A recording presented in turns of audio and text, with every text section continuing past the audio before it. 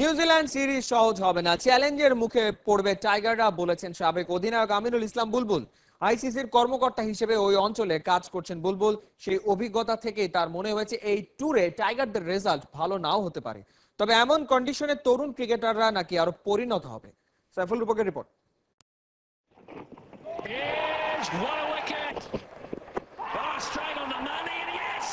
সিম, swing, bounce, নিউজিল্যান্ডের condition বলতে এক কথায় সবাই জানে মানে।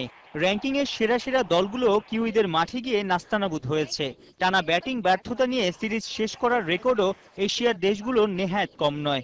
তাহলে প্রশ্ন এসেই যায়, এই সফরে কি অপেক্ষা করছে টাইগারদের? নিউজিল্যান্ড এমন একটা দেশ সেখানে ধরেন সবকিছুই একটু অন্যরকম। আমরা জানি যে যখন ওয়েস্ট ইন্ডিজ কোথাও হারতো না, নিউজিল্যান্ডে গিয়ে তারা ড্র করে আসছিল। সম্প্রতি পাকিস্তানকেও দেখলাম নাস্তানাবুদ হতে। তা আমি বিশ্বাস করি যে আমাদের যে এক্সপিরিয়েন্স খেলোয়াড়রা আছে এবং আমরা অ্যাডভান্স কোর্স ট্রেনিং করছি অস্ট্রেলিয়াতে, সবকিছু মিলে হয়তো আমরা ভালোই করবো সেখানে। কিউইদের সাথে লড়াই করতে ওই কন্ডিশনে নিজেদের মানিয়ে নিতে এরই মধ্যে অস্ট্রেলিয়ায় কন্ডিশনিং ক্যাম্প করছে টিম বাংলাদেশ। বিসিবির এই সিদ্ধান্তকে সাধুবাদ দিচ্ছেন সাবেক অধিনায়ক। সাথে ক্রিকেট ভক্তদের বলছেন, 3 ফরম্যাটে দারুণ খেলা বাংলাদেশ নিউজিল্যান্ডে হোঁচট খেলেও হারানোর কিছু হবে না। তারা জানে বাংলাদেশের উইক এরিয়াস গুলো কি, বাংলাদেশের স্ট্রং এরিয়াস গুলো কি, বাংলাদেশের থ্রেট কি আছে। তো সেই অনুযায়ী তারা কিন্তু প্ল্যান করে ফেলেছে অলরেডি।